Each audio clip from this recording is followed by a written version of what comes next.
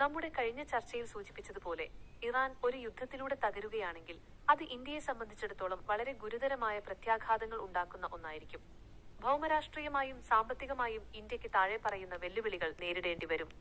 1. ഊർജ പ്രതിസന്ധിയും വിലക്കയറ്റവും. ഇറാൻ നേരിട്ട് യുദ്ധത്തിൽ തകരുന്നത് ആഗോള എണ്ണ വിപണിയെ പിടിച്ചുലയ്ക്കും. എണ്ണവില. ലോകത്തെ അസംസ്കൃത എണ്ണയുടെ 20% കടന്നുപോകുന്ന ഹോർമുസ് കടലിടുക്ക് സ്ട്രെയ്റ്റ് ഓഫ് ഹോർമുസ് ഇറാന്റെ നിയന്ത്രണത്തിലാണ്. യുദ്ധമുണ്ടായാൽ ഈ പാത തടസ്സപ്പെടുകയും എണ്ണവില ബാരലിന് $120 മുതൽ $150 വരെ ഡോളറിന് മുകളിലേക്ക് കുതിച്ചുയരുകയും ചെയ്യും. ഇന്ത്യയിലെ ആഘാതം. ഇന്ത്യ തങ്ങളുടെ എണ്ണ ആവശ്യത്തിന്റെ 80%-ലധികം ഇറക്കുമതി ചെയ്യുന്ന രാജ്യമാണ്. എണ്ണവില കൂടുന്നത് പെട്രോൾ, ഡീസൽ വില വർദ്ധിപ്പിക്കുകയും ഇത് നിത്യോപയോഗ സാധനങ്ങളുടെ വിലക്കയറ്റത്തിന് ഇൻഫ്ലേഷൻ കാരണമാവുകയും ചെയ്യും. 2. ചബഹാർ തുറമുഖവും തന്ത്രപ്രധാന ബന്ധങ്ങളും. ഇന്ത്യക്ക് ഇറാനിലുള്ള ഏറ്റവും വലിയ നിക്ഷേപമാണ് ചബഹാർ തുറമുഖം, ചബഹാർ പോർട്ട്. പാകിസ്ഥാനെ ഒഴിവാക്കി അഫ്ഗാനിസ്ഥാനിലേക്കും മധ്യേഷ്യയിലേക്കും വ്യാപാരം നടത്താൻ ഇന്ത്യ ആശ്രയിക്കുന്ന ഏക മാർഗമാണിത്.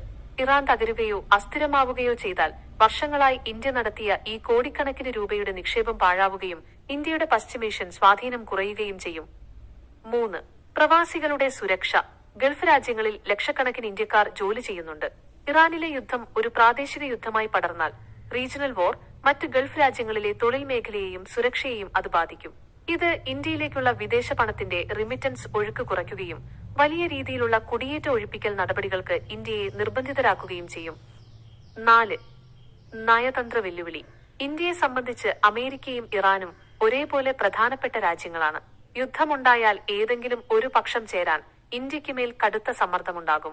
ഇറാനുമായുള്ള സാംസ്കാരികവും ചരിത്രപരവുമായ ബന്ധം നിലനിർത്തുന്നതിനോടൊപ്പം തന്നെ അമേരിക്കയുമായുള്ള തന്ത്രപരമായ ബന്ധം കാത്തുസൂക്ഷിക്കുക എന്നത് ഇന്ത്യയെ സംബന്ധിച്ച് ഏറ്റവും വലിയ നയതന്ത്ര പരീക്ഷണമാകും. ചുരുക്കത്തിൽ ഇറാന്റെ തകർച്ച ഇന്ത്യയുടെ സാമ്പത്തിക വളർച്ചയെ പിന്നോട്ടടിക്കുകയും ഊർജ്ജ സുരക്ഷയെ അപകടത്തിലാക്കുകയും ചെയ്യും.